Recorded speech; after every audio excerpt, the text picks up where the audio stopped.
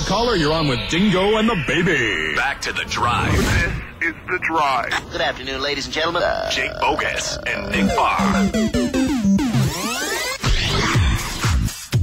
All sports, only sports, right here in FM. You've got the ticket, 93.7 KNTK. Nick Barr, Jake Bogus, joined now by Armed and Dangerous football coach. Yeah, football camp head Steve Calhoun helped Taylor Martinez over the summer. And my goodness, Steve, you got yourself a testimonial on Saturday. Did you get a chance to watch the game? I did. I actually recorded it, so I watched it yesterday. I didn't get a chance to see it live, but I did see it yesterday. 26 of 34, 354 yards, and 5 touchdowns. Were you smiling for basically the entire game? I'm still smiling right now. What'd you think, man? What'd you think of the performance? It was awesome. Hey, I'm so happy for Taylor. You know, the one thing that's super exciting for me is everything. Steve, I was talking to him last night, and I was like, "Hey, remember this year we did this?" And it translated into that. And so, I mean, it was awesome to see. A lot of people that I talked to after the game, and even me watching the game, first thing I noticed was his feet, and he had a lot more active feet. It looked like he got square. He would square to his target and just use his base a lot better, a lot more balance. Is that the main thing that you saw too, and that you worked with him throughout the summer with? That was a big part of it. Yeah, just being balanced before you throw, so you have a chance to be balanced when you finish your throw. So it definitely it looked really good. The other thing that really stood out to me was his command of the offense. Right. He never looked like he was in doubt of where anybody was on the field. And he was going through his progression with his eyes and his, what I call his camera one would be his left shoulder, because I want everything to move together so when you see it, you can throw it that way. And he did a great job of doing that. Steve Calhoun is our guest. ArmedandDangerousFootball.com is where you can check out his quarterback coaching website. Steve, Taylor is usually fairly guarded in front of the media. He's quiet. With your relationship with him, when you talked to him after the game, he told an ABC reporter he thought he just played okay and he could have played better. But when he talked to you about the game, how excited was he? He was excited, but he was, he's pretty low, calm, never really super excited, never too down, just kind of even keel. He understands, this is just one game of many this season, and he felt like, with just some more work, and he's going to be able to play better than that. So, but I mean, he was happy about the performance, definitely. I mean, who wouldn't be? To help everybody out and see if they can watch the game, be mini Steve Calhouns. When everybody, all the Husker fans listening, when they watch Taylor Martinez, what's the number one thing people should be watching for Taylor, and things that you can actually maybe see on your TV screen to know that, hey, Taylor's locked in. Those are the things that he's been working on. Is there kind of some things that you can help us out and we can be mini Steve Calhouns when we're watching? Absolutely. I mean, just his balance. Okay. Watch his balance, at the top of his drop, right before he throws, and watch how he's stepping towards his target. Those are the two main things that I'm looking for when I'm watching any of my quarterbacks perform. Steve Calhoun is our guest, quarterback coach, ArmedandDangerousFootball.com. Decision making was another big thing that I noticed on Saturday. He just seemed so much more comfortable and poised in the pocket. He wasn't afraid to check down to tight ends and/or running backs. Is that something that you teach as well, Steve? How do you calm the quarterbacks down when they're in the pocket?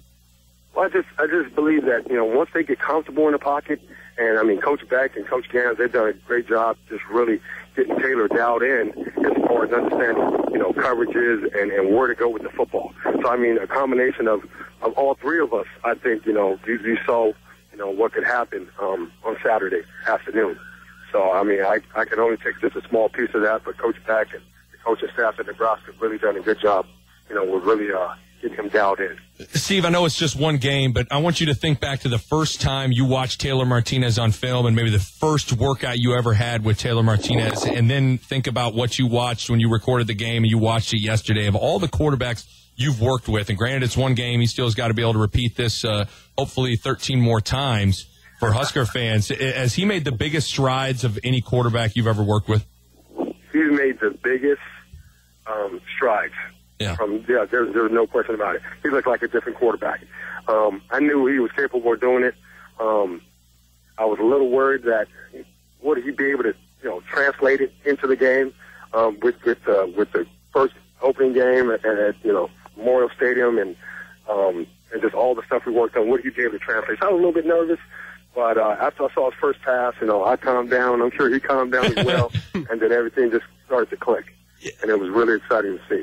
And I talked about that. I kind of liked that the first play of the game was a simple hitch, just to kind of get that first completion out of the way, get your flow a little bit. Talk about how good Tim Beck and that offensive coordinator did in terms of putting Taylor in a position to be successful. Hey, that was awesome. I mean, Coach Beck did an unbelievable job. And I feel that's how you calm your quarterback down, kind of break him into the game. Yeah. Just give him something real quick, a high percentage pass where you can get, just get the ball rolling, sort of say. Mm-hmm. But Coach Beck called a phenomenal game. Everything they called, it was just right on. The other good thing I saw about that, he didn't take a lot of hits. He stayed in the pocket. He didn't see the first different color and take off running. Right. He stayed in the pocket, went through his progressions, and I was like, oh, that's awesome. That's good. That's really good. Taylor always says he wants to pass more than he wants to run. His first year in Nebraska, his freshman year, I think people just thought, hey, he's just a speedster, almost like a wide receiver just playing quarterback. When you talk to him, have you started to realize that he wants to become a pocket passing quarterback, or do you think he wants to continue to maybe be dual threat? I believe he wants to be a quarterback. Now, if it's a quarterback that has to throw the ball 30 times and have the ability to run, I think that's his ultimate goal. Because he's such a phenomenal athlete. When the pocket does break down, his 4.4 speed is kind of unmatched. There's only a few other guys in the country that can run like that. So, that's unbelievable. If you want to call it a dual threat, I would just call it a good quarterback. Steve, how do you work on, is it maybe just instincts, is maybe something you can't drill, the times when the pocket breaks down and you need to hang in the pocket like you talked about and continue to make reads and make that tough throw and knowing you're going to get hit, to the times where the pocket breaks down and you do need to utilize the fact that Taylor Martinez is really, really, really fast. Can you drill that kind of stuff, or is that something where Taylor's just kind of got to feel that out on his own? It's a little bit half and half. Half of it is just instinct, and then the other half is I create drills, for those movements of being in the pocket and being under duress and, stuff around your feet and up around your shoulders. And you just got to slide in the pocket and small, subtle movements around the pocket to create space so you can throw the football. That's what I was always preaching to him. And I say, if anything gets closer than that, then take your 4.4 speed and you can get out of the pocket and run. What about, and Taylor even mentioned, maybe he'll revert back to his old ways in the middle of a game, maybe not, he didn't know, especially it's easy to do it in practice. Repeat, but when you're in the heat of the moment, you might revert back to some of those old habits. His mechanics, there were times out there when he would, still kind of shot put the ball. Is that something he still needs to just work over and over on in practice, or have you still kind of told him, hey, just get the ball to your wide receiver? No, we talked, when we spoke yesterday, I talked to him about continuing to do the drills, and he was like, hey, Coach Beck makes us do them every day, so Coach Calhoun, you don't even have to worry about it. So I was like, hey, that's awesome. So Coach Beck is just reinforcing everything that, we've been working on. So he will continue to get better and better and just continue to make the muscle memory changes from the old Taylor to the new Taylor. Are you going to the game on Saturday? No, I'm not. I'm actually going to watch Keith Price from University of Washington playing LSU. He was another kid that was working out with Taylor and also Cody Fajardo. I was actually watching Cody this weekend against Cal. So I try to get out and at least watch one game from all the guys that I train. He is Steve Calhoun. He helped Taylor Martinez in the offseason, quarterback coach. He's in California. Check out his website, armedanddangerousfootball.com. Coach, it's always good to talk to you. Thanks so much. I appreciate you having me on. You bet.